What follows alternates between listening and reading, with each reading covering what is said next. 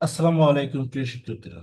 আজকে আমরা হিসাব সমীকরণের দ্বিতীয় অধ্যায়ে দ্বিতীয় ক্লাসে আমরা দেখব হিসাব সমীকরণের যে লেনদেনগুলো রয়েছে সেই লেনদেনগুলোর কারণ সহ বিশ্লেষণ এবং হিসাব সমীকরণে তার কি প্রভাব পড়ে সেই বিষয়টি।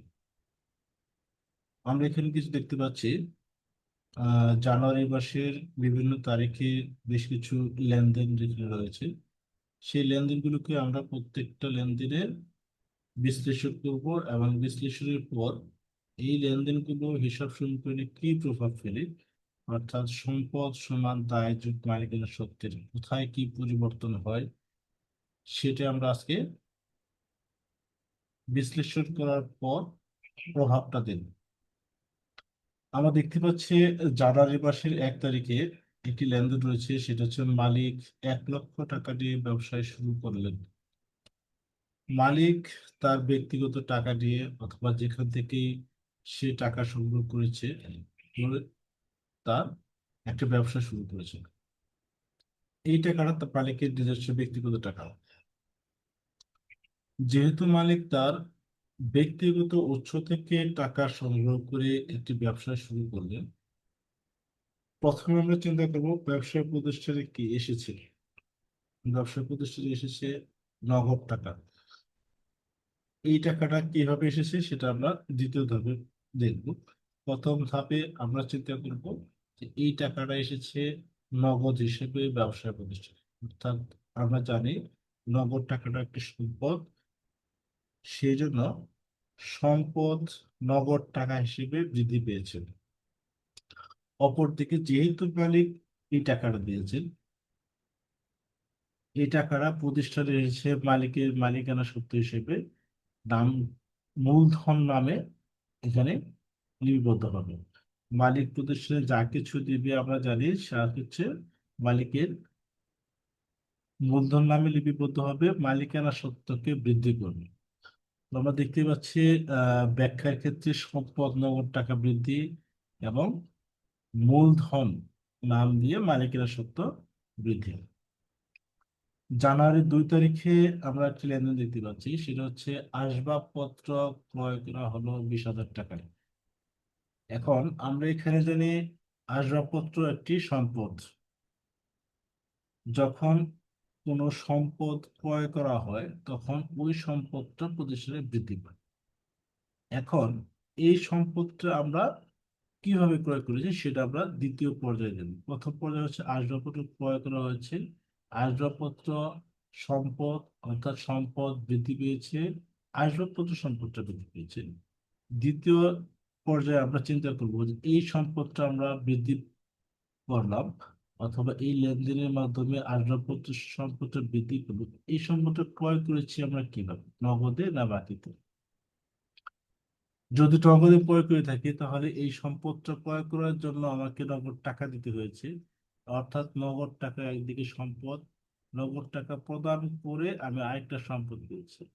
আর যে সম্পদটা পেলাম আসবাবপত্র সেটা বৃদ্ধি পেল, আর যে সম্পদটা আমাকে দিতে হলো নগদ টাকা সেটা হ্রাস পেল। জানুয়ারি 3 তারিখে পণ্য ক্রয় করা হলো 25,000 টাকা।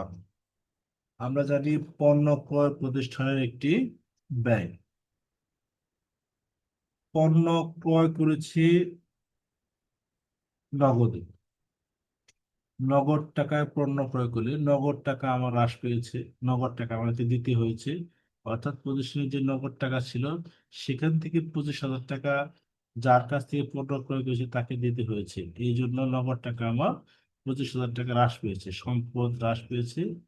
এখন এই যে ব্যয়টা হলো, ব্যয় হলে আমরা জানি মালিকের মালিকানা সত্ত্ব থেকে মাইনাস করতে হয়। যে কোনো ব্যয় মালিকের মালিকানা সত্ত্বকে কমিয়ে দেয়, মাইনাস হয়। অর্থাৎ ব্যয় হওয়ার কারণে মালিকানা সত্ত্ব এখানে হ্রাস করতে হবে, সম্পদ নগদ টাকা হ্রাস করতে হবে, মালিকানা সত্ত্ব থেকেও হ্রাস করতে হবে। পণ্য বাকিতে ক্রয় করা হলো 10,000 টাকা। পণ্য বাকিতে ক্রয়, পণ্য নগদে ক্রয় করলেও এটা ব্যয়, পণ্য বাকিতে ক্রয় করলেও এটা ব্যয়। ব্যয়ের কারণে মালিকানা সত্ত্বকে আমরা হ্রাস করব। এখন পণ্য যেহেতু বাকিতে ক্রয় করা হয়েছে, আমরা যার কাছ থেকে পণ্যটা ক্রয় করেছি সেটা দাম আমরা এখনো পরিশোধ করিনি। এই দামটা আমাকে পরবর্তীতে পরিশোধ করতে হবে। যে অর্থ বা যে টাকাটা আমাদেরকে পরবর্তীতে দিতে হবে সেটা প্রতিষ্ঠানের জন্য দায়। যে যে কোনো টাকাই আমরা যদি কোনো ব্যয় করে থাকি, সেটা যদি আমাদেরকে পরবর্তীতে পরিশোধ করতে হয় সেটা প্রতিষ্ঠানের জন্য দায়। আর পণ্য ক্রয়ের কারণে বাকিতে পণ্য ক্রয় করলে এটা সৃষ্টি হচ্ছে পাওনাদারের সৃষ্টি হয়, পাওনাদার প্রতিষ্ঠানের দায়। এই কারণে দায়ের পরিমাণটা বৃদ্ধি পাবে। পূর্বেই বলেছি,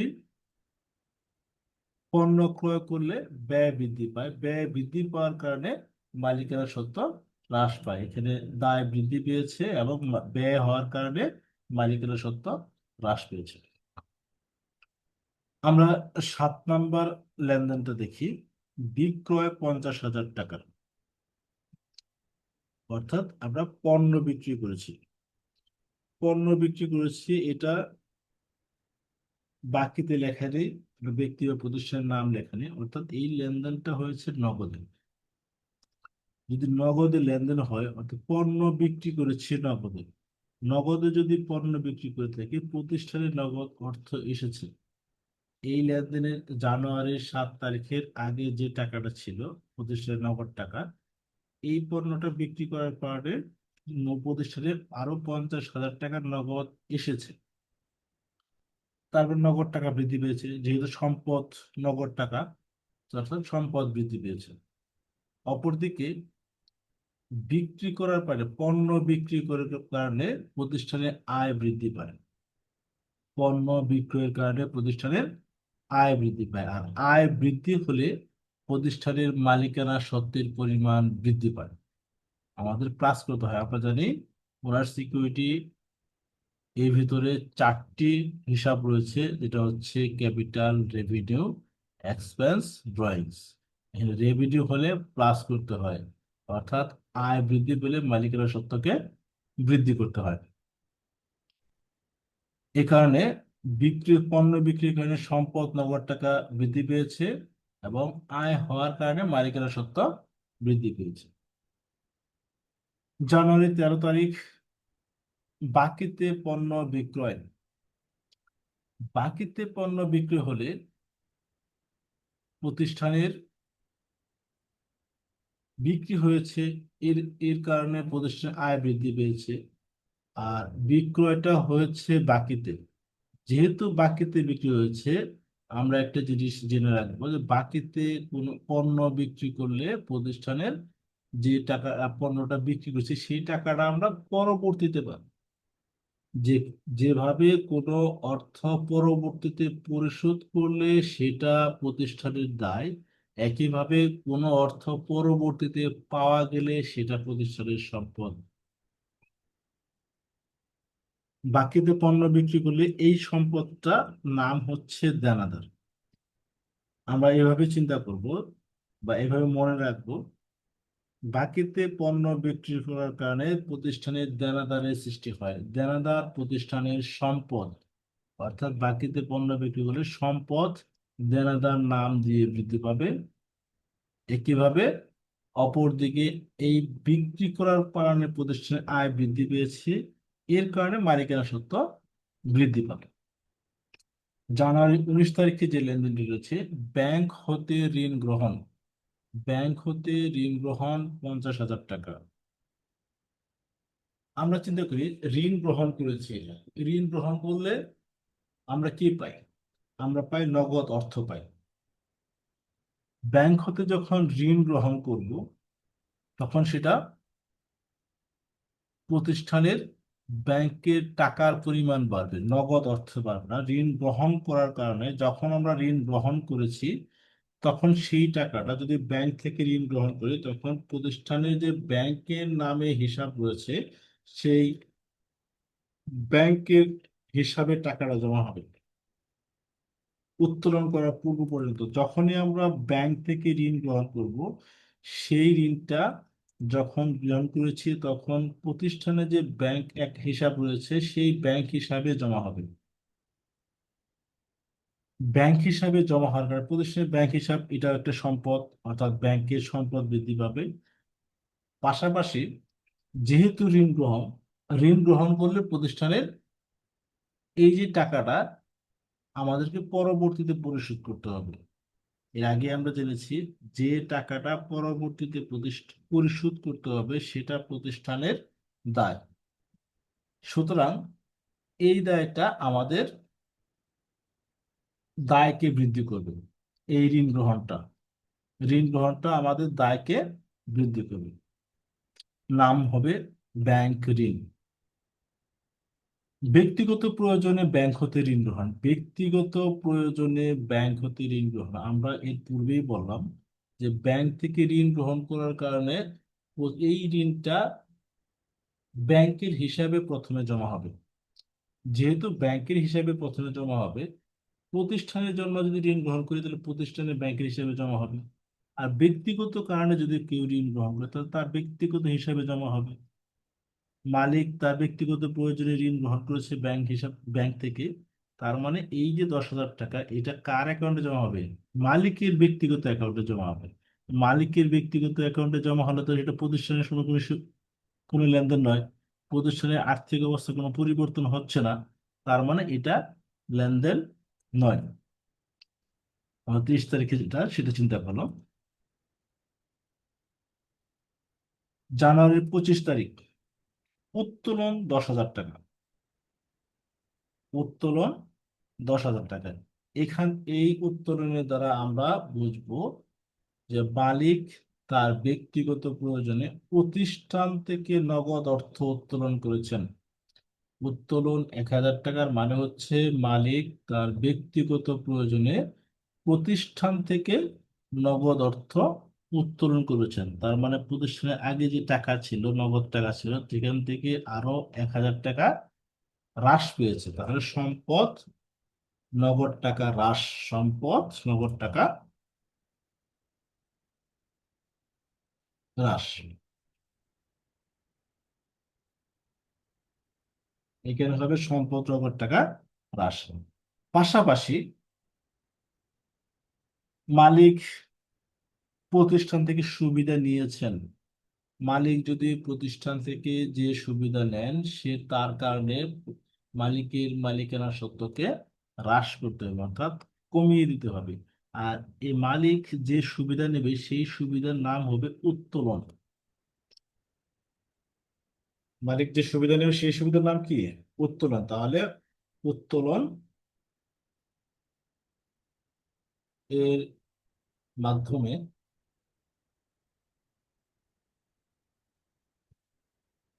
মালিকানা সত্ত্ব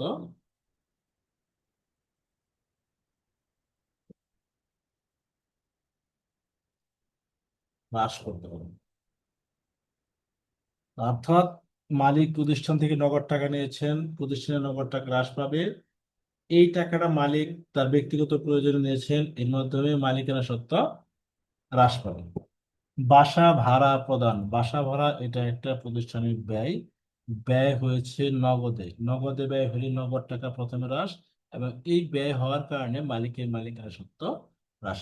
আমরা এই লেনদেনগুলো আমরা বিশ্লেষণ করলাম। প্রথমে প্রত্যেকটা লেনদেনকে আমাদেরকে হিসাব সমীকরণে কি প্রভাব পড়ে সেটা বের করার আগে আমাদেরকে প্রত্যেকটা লেনদেন বিশ্লেষণ করতে হবে। বিশ্লেষণ করে আমাদেরকে দুইটা কারণ বের করতে হবে। কি কি ঘটনা ঘটেছে এই লেনদেনে? প্রত্যেকটা লেনদেনে দুই ধরনের ঘটনা ঘটে, এটা আমাদেরকে প্রথমে আইডেন্টিফাই করতে হবে। এই একটা লেনদেনের ভিতর কোন দুইটা ঘটনা ঘটেছে, এই ঘটনাটা যদি আমরা বের করতে পারি তাহলে আমাদের হিসাব সমীকরণে এই লেনদেনের প্রভাব বের করা সম্ভব। পরবর্তীতে আমরা যখন জাবেদা পড়বো, জাবেদাগুলো আমাদের এভাবে বিশ্লেষণ করে বের করতে হবে। কি বৃদ্ধি পেল, কি হ্রাস পেল। যখন আমরা প্রত্যেকটা লেনদেনে কি বৃদ্ধি পেল, কি হ্রাস পেল সেটা বের করতে পারবো, তখন আমরা জাবেদা করবে খুবই সুন্দরভাবে বের করতে পারবো। ডেবিট কি হবে, ক্রেডিট কি হবে। এই ডেবিট ক্রেডিট যখন আমরা বের করতে পারবো, পরবর্তী আমাদের আমরা জানি যে জাবেদা জানলে খতিয়ান রেওয়ামিল পরবর্তী যে কোনো অধ্যায় আমাদের জন্য খুবই সহজ হয়ে যাবে। তো আমরা প্রত্যেকটা লেনদেনে আমরা বিশ্লেষণ করেছি, কারণ বের করেছি। এখন আমরা শুধু টাকাগুলো, এই যে অ্যামাউন্ট, প্রত্যেকটা লেনদেন অ্যামাউন্ট, সেই অ্যামাউন্ট গুলো হিসাব সমীকরণে বসিয়ে দেখবো যে হিসাব সমীকরণে কি কি প্রভাব পড়েছে। অবশ্যই আমাদের প্রত্যেকটা লেনদেনের অ্যামাউন্ট হিসাব সমীকরণে এন্ট্রি দেওয়ার পরে উভয় পাশ, অর্থাৎ বাম পাশ এবং ডান পাশ, সম্পদ সমান দায় যোগ মালিকানা সত্ত্ব সবসময় সমান থাকতে হবে। সবসময় সমান। বা আরেকটা জিনিস আমরা মনে রাখি, যদি দেখি একটা লেনদেনের কারণ ব্যাখ্যা করার সময় একটা বৃদ্ধি পেয়েছে, একটা হ্রাস পেয়েছে, অর্থাৎ একই লেনদেনে একটা বিষয় বৃদ্ধি পেয়েছে, আরেকটা বিষয় হ্রাস পেয়েছে, দুই ধরনের হ্রাস বৃদ্ধি দুইটাই একসাথে আসছে, তখন এটাকে আমাদের চিন্তা করতে হবে যে হিসাব সমীকরণের যে কোনো এক পাশে যাবে, হয় ডান পাশে যাবে অথবা বাম পাশে যাবে। যদি এক হয়, একটা লেনদেনে শুধু বৃদ্ধি পেয়েছে, দুইটাই ঘটনা বৃদ্ধি পেয়েছে, যে দুইটা কারণ পেয়েছি দুইটাই কি বৃদ্ধি, সম্পদ বৃদ্ধি, মূলধন বৃদ্ধি, তার মানে দুই পাশে যাবে। সম্পদ বৃদ্ধি, দায় বৃদ্ধি, দুই পাশে যাবে। দায় আহ, দায় বৃদ্ধি, সম্পদ হ্রাস, এরকম হওয়ার সম্ভাবনা নেই।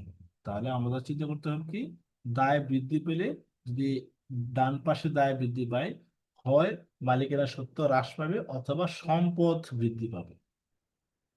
আমরা তো জটিলতায় না যাই, আমরা পরবর্তীতে আমাদের হিসাব সমীকরণ প্রভাবগুলো আমরা দেখি। জানুয়ারির 1 তারিখে কি করেছি আমরা? সম্পদ বৃদ্ধি করেছি, মূলধন বৃদ্ধি করেছি। এখানে দেখা যাচ্ছে নগদ টাকা, সম্পদ প্লাস হয়েছে এবং মালিকেরা সত্ত্ব, মূলধন দেওয়া হয়েছে। পরবর্তী দ্বিতীয় যে লেনদেন, অর্থাৎ জানুয়ারি 2 তারিখ, আসবাবপত্র ক্রয়। এখানে আমরা কি করেছি? সম্পদ আসবাবপত্র বৃদ্ধি করেছি, সম্পদ নগদ টাকা হ্রাস করেছি। সম্পদ আসবাবপত্র এখানে প্লাস, সম্পদ নগদ টাকা 20,000 টাকা মাইনাস। জানুয়ারি 3 তারিখ, পণ্য ক্রয়, সম্পদ নগদ টাকা হ্রাস করেছি, ব্যয়ের কারণে মালিকানা সত্ত্ব মাইনাস করতে হবে। অর্থাৎ সম্পদ নগদ টাকা হ্রাস, সম্পদ এখানে আমরা মাইনাস করবো 25,000 টাকা, -25,000। আর মালিকানা সত্ত্ব আমরা হ্রাস করব -25,000। একইভাবে জানুয়ারির 5 তারিখ, পণ্য বাকিতে ক্রয়। কি কি করেছি? দায় বৃদ্ধি পেয়েছে, মালিকানা সত্ত্ব হ্রাস পেয়েছে। জানুয়ারির 5 তারিখ, পাওনাদার বৃদ্ধি। পাওনাদার বৃদ্ধি কত টাকা? 10,000 টাকা। 10,000, মালিকানা সত্ত্ব হ্রাস 10,000।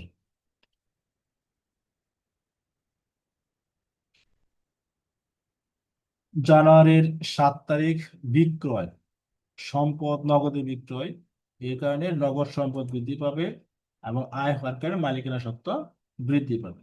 সম্পদ আমরা বৃদ্ধি করব নগদ টাকায় 50,000 এবং মালিকানা সত্ত্বকেও বৃদ্ধি করবে। বাকিতে বিক্রয় 30,000 টাকা। বাকিতে বিক্রয়, সম্পদ বৃদ্ধি পেয়েছে, দেনাদার, দেনাদার বৃদ্ধি পেয়েছে এবং আয় হওয়ার কারণে বিক্রির মাধ্যমে আয় বৃদ্ধি পায়, এই জন্য মালিকানা সত্ত্ব বৃদ্ধি পাবে। জানুয়ারির 13 তারিখে দেনাদার বৃদ্ধি পাবে 30,000 টাকা। আয় বৃদ্ধি হওয়ার কারণে মালিকানা সত্ত্ব বৃদ্ধি পাবে 30,000 টাকা।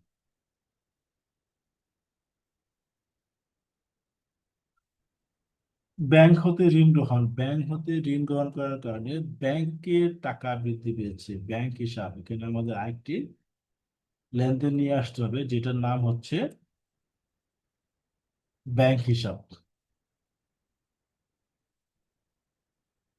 সম্পদ, একটি সম্পদের পরিমাণ বাড়বে, ব্যাংক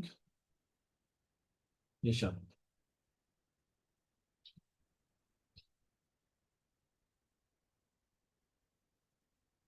জানুয়ারি 19 তারিখ, ব্যাংক হতে ঋণ গ্রহণ 50,000 টাকা। সম্পদ বৃদ্ধি পেল, ব্যাংক হিসাব সম্পদ বৃদ্ধি পেল। এর মাধ্যমে কি বৃদ্ধি পেয়েছে? ঋণ গ্রহণ করলে প্রতিষ্ঠানের যে টাকাটা গ্রহণ করলাম সেটা পরবর্তীতে পরিশোধ করতে হবে, তার মানে এটা প্রতিষ্ঠানের দায়। ব্যাংক ঋণ হিসেবে আমরা দায়কে বৃদ্ধি করি। ব্যক্তিগত প্রয়োজনে ব্যাংক হতে ঋণ গ্রহণের তো লেনদেন নয়। জানুয়ারি 25 তারিখ উত্তোলন, মালিক তার ব্যক্তিগত প্রয়োজনে প্রতিষ্ঠান থেকে নগদ অর্থ উত্তোলন করেছেন। সম্পদ নগদ টাকা হ্রাস পাবে, উত্তোলনের কারণে মালিকের সত্ত্ব হ্রাস পাবে। 23 তারিখে কোনো লেনদেন নয়, এবং আমাদের এখানে হিসাব শ্রমিকের 23 তারিখ আনার কোনো প্রয়োজন নেই। আমরা জানুয়ারি 25 তারিখ নগদ টাকা 1,000 টাকা মাইনাস করব, আর উত্তোলন 1,000 টাকা মাইনাস করব।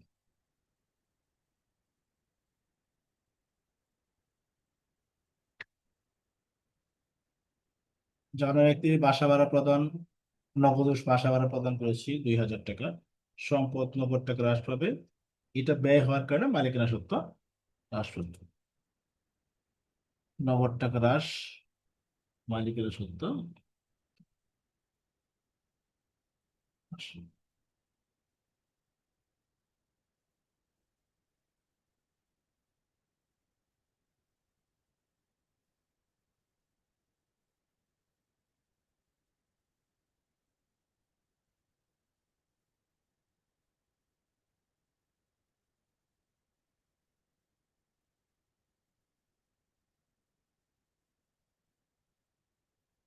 এখানে আমাদের নতুন একটি ঘর করার কারণে এই জাবেদাটা বা এই লেনদেনটা এখানে যোগ হয়নি।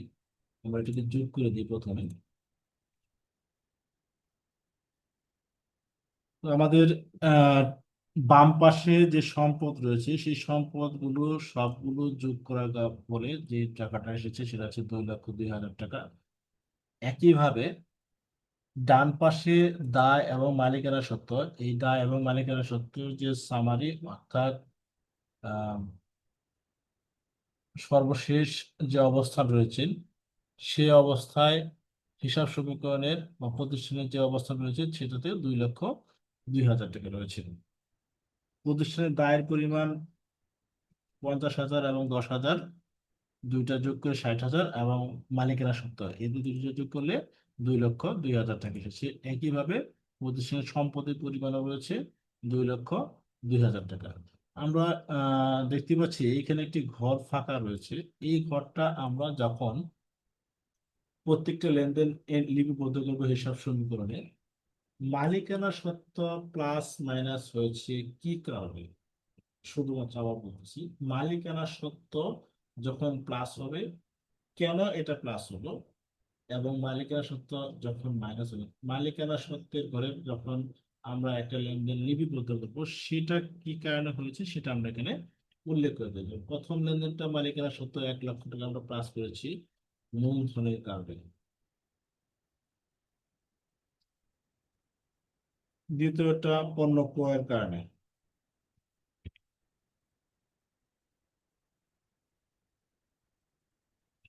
তৃতীয়টা পণ্য ক্রয়, পণ্য প্লাস করেছি পণ্য বিক্রয়।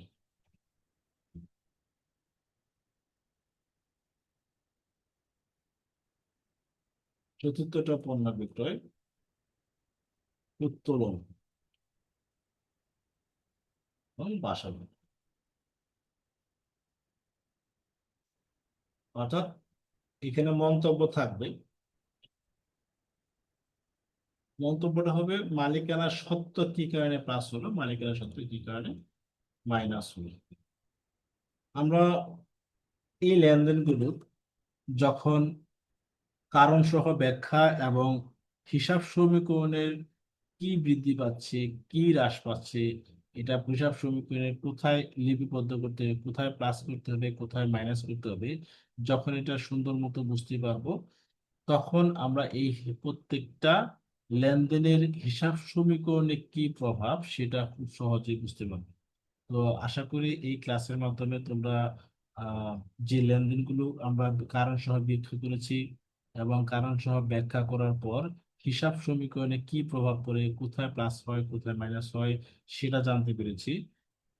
যারা এখনো কনফিউশনে রয়েছে, কোনো লেনদেন বুঝতে পারে, তোমরা এই কাজটা আবার দেখো, নতুন করে পুনরায় আবার স্কিপ করে করে দেখো। প্রথম যেটা বুঝতে হবে খুব সুন্দর মতো, এখানে যে ব্যাখ্যাটা করেছি সেই ব্যাখ্যাটা ভালো মতো বুঝতে হবে। প্রতিটা লেনদেনের ব্যাখ্যাটা ভালো মতো বোঝো, এবং আমরা পরবর্তী ক্লাসে আরো অনেক বেশ কিছু লেনদেনের ব্যাখ্যা আমরা এভাবে করব। যখন ব্যাখ্যাটা সবার ক্লিয়ার হয়ে যাবে, তখন হিসাব সমীকরণের প্রভাবটা সবার ক্লিয়ার হয়ে যাবে। আজকের ক্লাসে আমরা এই পর্যন্তই রাখছি। পরবর্তী ক্লাসে আরো কিছু লেনদেনের কারণ সহ ব্যাখ্যা এবং এদের হিসাব সমীকরণের প্রভাব নিয়ে আমরা আলোচনা করব। আজকের মতো এই পর্যন্তই। আসসালামু আলাইকুম।